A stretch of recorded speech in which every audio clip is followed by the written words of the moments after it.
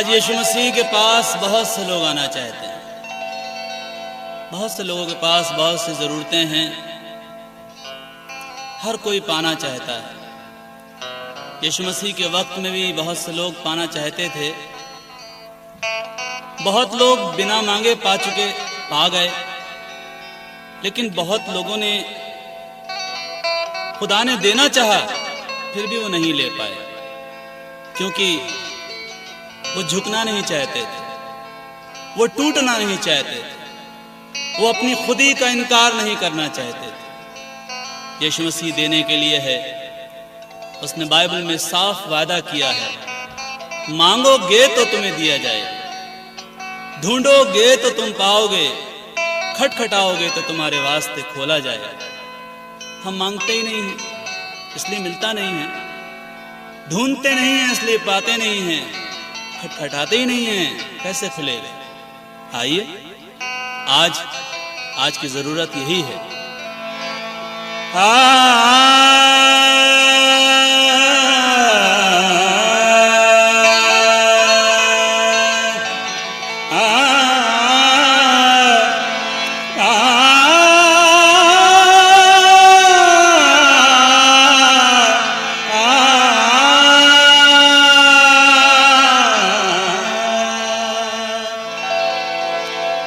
वो बुलाते हैं सभी को, जाने वाला चाहिए। बरकत वो लुटा रहे हैं, पाने वाला चाहिए। यीशु के दरबार में, यीशु के दरबार में सर झुका कर जाइए।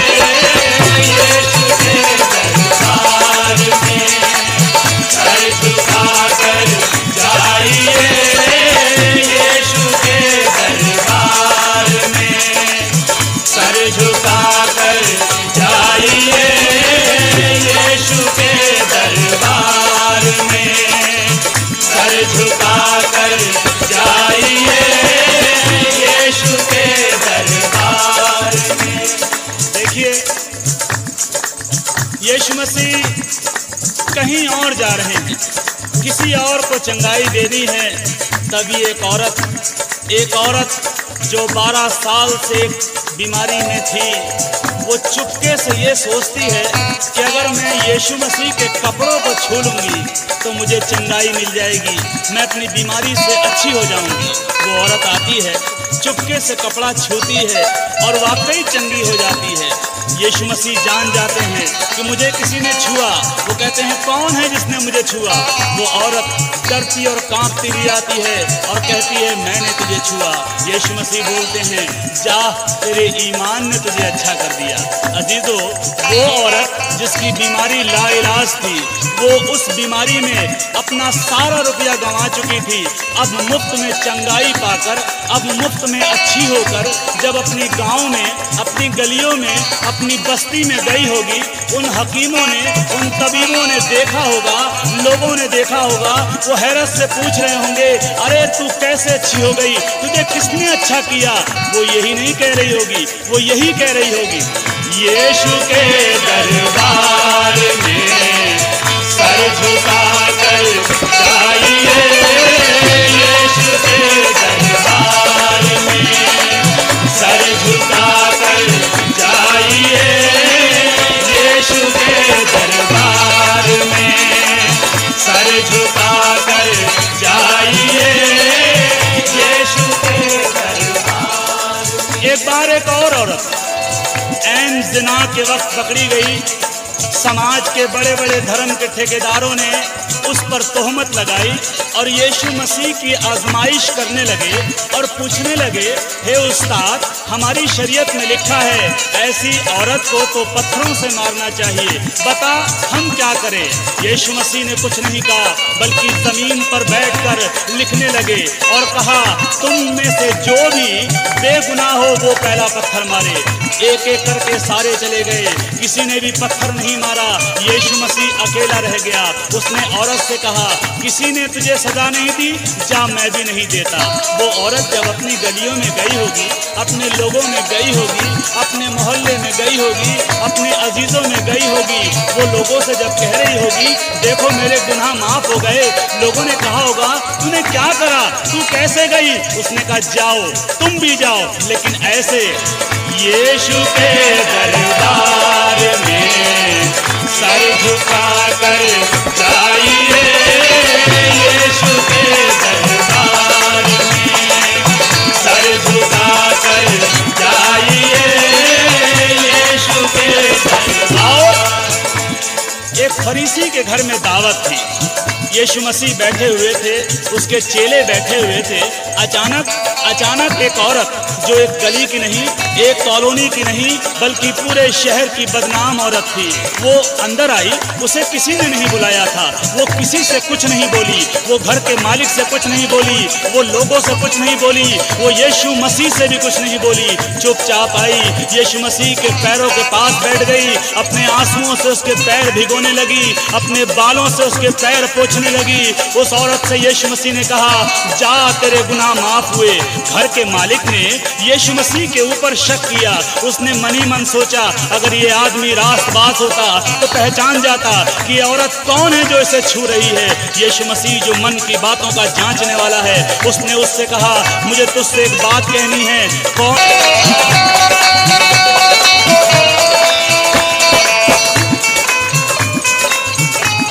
जीवन की रोटी के बारे में बहुत सुना होगा।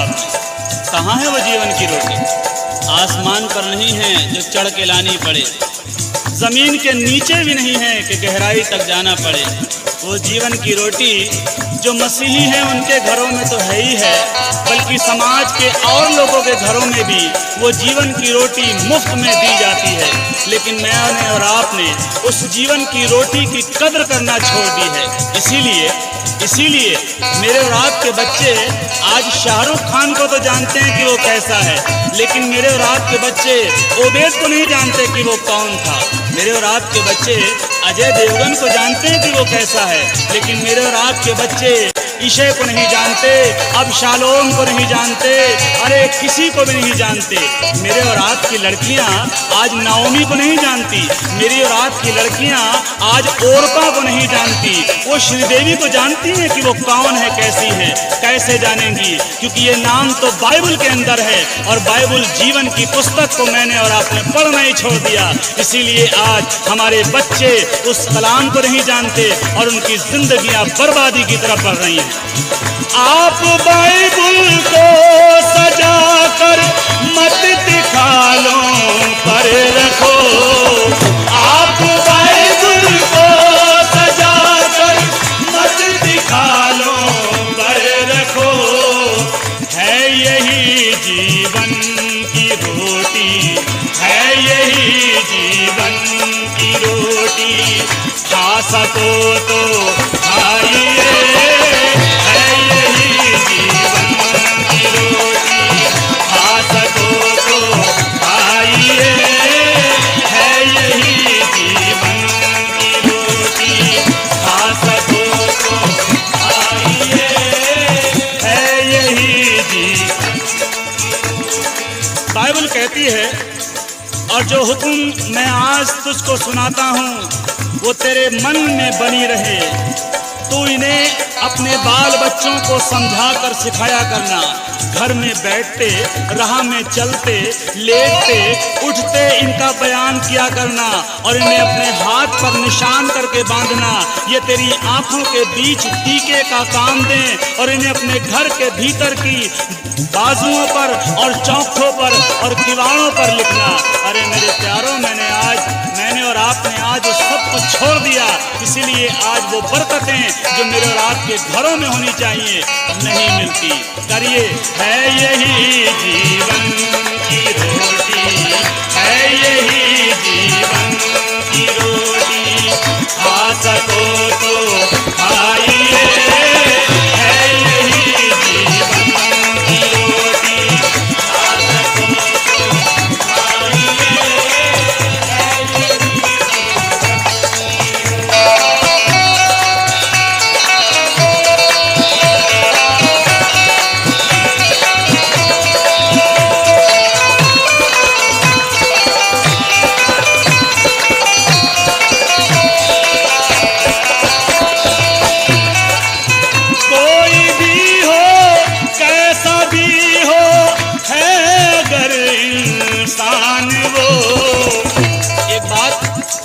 सोच कर रखिएगा, अगर मैं और आप पिक्चर हॉल में बैठे हों और बगल की सीट पर मेरा और आपका दुश्मन आकर बैठ जाए, तो क्या पिक्चर हॉल में जाना बंद कर देंगे?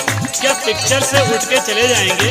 अगर कहीं शादी में या पार्टी में खाना खा रहे हो, खाना चल रहा हो और बगल में दुश्मन खाने लगे, तो क्या खाना छोड़ देंगे? नहीं। लेकिन जब इबादत की बात आती है, जब मीटिंग की बात आती है, तो कहते हैं नहीं, हम मान नहीं जाएंगे, हमारी उनसे लड़ाई चल रही है, वो हमारी मिशन की नहीं है। अरे अजीजों, लड़ाई क्या होती है, मिशन क्या होती है? खुदा एक है, विश्वास एक है, बपतिस्मा एक है, बेटा एक है और आने वाला भी एक है। कोई भी हो, कैसा भी हो, है अगर इंसान वो, कोई भी हो, कैसा भी हो, है अगर इंसान वो, घर में उसके लेके बैबुल, घर में उसके लेके बैबुल, जा सको तो जाइए, घर में उसके लेके बैबुल, जा सको तो जाइए, घर में उसके बैबुल।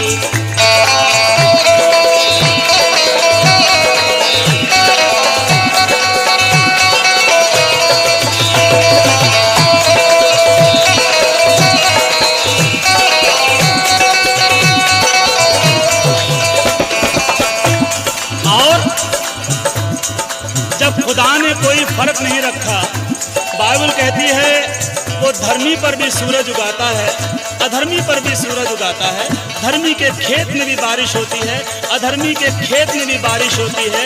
जब उसने सबको मौका दिया है, मैं और आप कौन होते हैं भेदभाव करने वाले? मैं और आप कौन हैं जो फर्क करते हैं? वो है हिंदू, वो है मुस्लिम, वो है पापी, वो पवित्र, वो है हिंदू, वो है मुस्लिम, वो है पापी, वो पवित्र। ऐसी बातों की दीवारें, ऐसी बातों की दीवारें, ढा सको तो ढाइए, ऐसी बातों की दीवारें, ढा सको तो ढाइए, ऐसी बातों की दीवारें, ढा सको तो ढाइए, ऐसी बातों की दीवारें।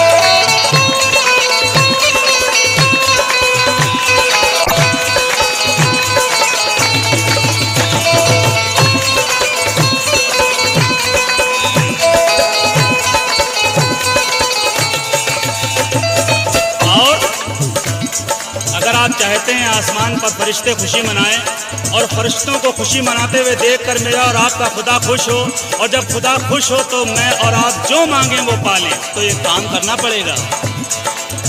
चाहते हो कर फरिश्ते आसमां पर हो मगन, चाहते हो कर फरिश्ते आसमां पर हो मगन, आप यीशु में किसी को, आप यीशु में किसी को ला सको तो लाइए, आप यीशु में किसी को ला सको तो लाइए, आप यीशु में किसी को ला सको तो लाइए, अजीजों, मनादी करने की कोई उम्र नहीं हुआ करती, किसी को सीख या किसी को राह बताने के लिए उम्र नहीं हुआ करती। नामान कोढ़ी को, जो अराम की सेना का सेनापति था, जो ताकतवर था, जो बहुत शूरवीर था, लेकिन उसको कोढ़ था, उसको किसने सलाह दी? किसने सलाह दी कि काश मेरा स्वामी शोमरोन के भविष्यद्वक्ता के पास होता, वो इसके कोढ़ को ठीक कर देता। अराम के सेनापति को ये बात लग गई। उसने अपने राजा बेन-हदद से चिट्ठी लिखवाई इजराइल के राजा योराम के नाम। और जब राजा योराम को वो चिट्ठी मिली, उसने अपने कपड़ों को फाड़ा, अपने सर पर टाट रखा और उपवास करने बैठ गया, ये कहकर निसंदेह ये योराम के ये जो है अराम के राजा ने लड़ाई का बहाना ढूंढा है। मैं क्या खुदा हूं जो उसके कोड़ को ठीक करूं? तब खुदा के दास ने राजा से कहलवाया, अपने टाट को उतार, अपने उपवास को तोड़ और उसको मेरे पास भेज। जब अराम का सेनापति नामान उसके दरवाजे पर पहुंचा, तब उसने कहा, जा यरदन में 7 डुबकी मार ले, तेरा कोड़ ठीक हो जाएगा। और जब उसने अपने यरदन में जाकर 7 डुबकी मारी, 7वीं डुबकी के बाद उसका जिस्म बच्चे की तरह कोमल हो गया। अरे उसका कोड़ जाता रहा। मेरे अजीजों, जब वो एक छोटी सी लड़की, वो एक छोटी सी बंधुआ लड़की, वो एक कैदी लड़की एक सेनापति को राह दिखा सकती है, अरे दावे के साथ कह सकती है, मेरे खुदा के पास जाओ, तुम्हारा कोड़ ठीक हो जाएगा। मैं और आप क्या एक छोटी सी बच्ची से गए गुजरे हैं? क्या उस गुलाम लड़की से गए गुजरे हैं? ऐसी बात नहीं है। आज से ही कोशिश करिए, कहिए लोगों से, आप यीशु में किसी को, आप यीशु में किसी को ला सको तो लाइए, आप यीशु में किसी को ला सको तो लाइए, आप यीशु में किसी को ला सको तो लाइए, आप यीशु में किसी को ला सको तो लाइए, आप यीशु में किसी को ला सको तो लाइए, आप यीशु में।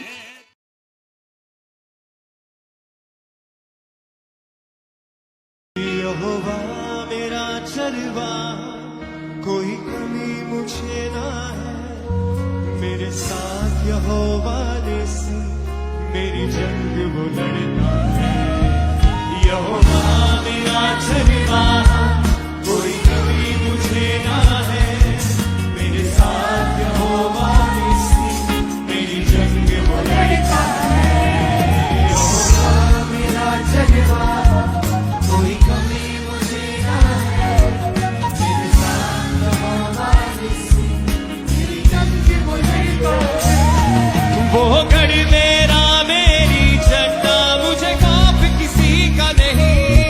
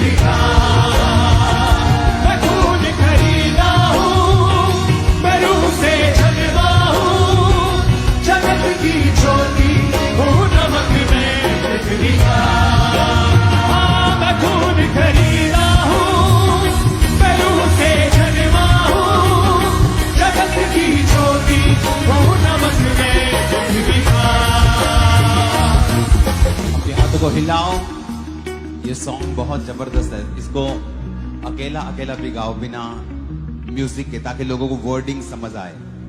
अपने हाथों को उठाकर मैं खून खरीदा हूँ, मैं रूह से जन्मा हूँ, जगत की ज्योति हूँ, नमक में पृथ्वी का।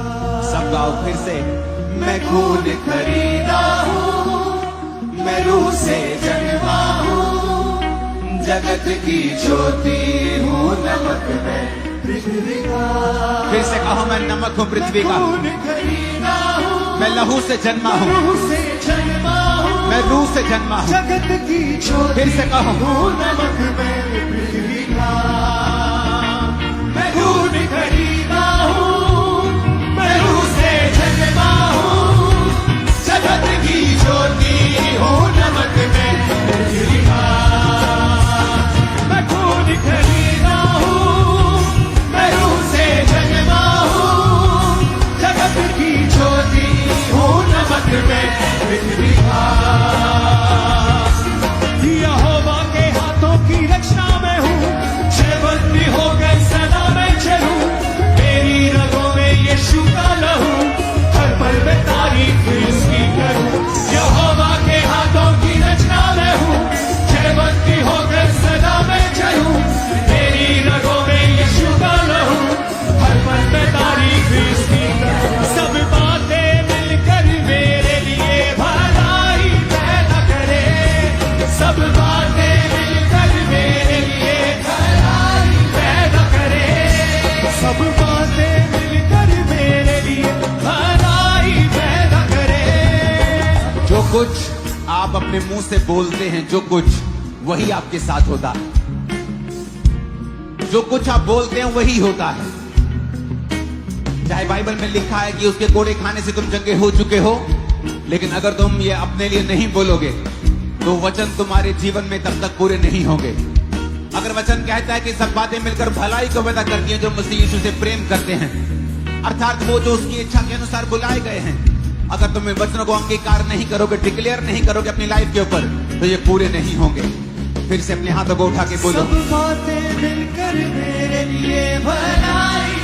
फिर से कहो, सब बातें मिलकर मेरे लिए भलाई पैदा करे, सब बातें मिलकर मेरे लिए भलाई पैदा करे, सब बातें मिलकर मेरे लिए भलाई पैदा करे। मैं खून खरीदा हूँ, मैं रूह से जन्मा हूँ, जगत की ज्योति हूँ, नमक में पृथ्वी का। खून खरीदा हूँ, मैं रूह से जन्मा हूँ, जगत की ज्योति हूँ, नमक में पृथ्वी का। खून खरीदा हूँ, मैं रूह से जन्मा हूँ, जगत की ज्योति हूँ, नमक में पृथ्वी का। मैं खून खरीदा हूँ, मैं रूह से जन्मा हूँ, जगत की ज्योति हूँ, नमक में पृथ्वी का। कोई श्राप मेरा हिस्सा नहीं, बीमारी मेरा हिस्सा नहीं, कुछ में यीशु रहता है, शैतान का कोई वास नहीं। कोई श्राप मेरा हिस्सा नहीं, बीमारी मेरा हिस्सा नहीं, कुछ में यीशु रहता है, शैतान का कोई वास नहीं। मेरे अंदर रूह की आग है, रूह का उजाला है, मेरे अंदर रूह की आग है, रूह का उजाला है, मेरे अंदर रूह की आग है, रूह का उजाला है, मेरे अंदर रूह की आग है, रूह का उजाला है। कोई श्राप मेरा हिस्सा नहीं, कोई बीमारी मेरा हिस्सा नहीं, मुझ में यीशु रहता है, शैतान का कोई वास नहीं। सब गायकों की हाथों को उठा के, हिस्सा नहीं, बीमारी मेरा हिस्सा नहीं, मुझ में यीशु रहता है, शैतान का कोई वास नहीं। कोई श्राप मेरा हिस्सा नहीं,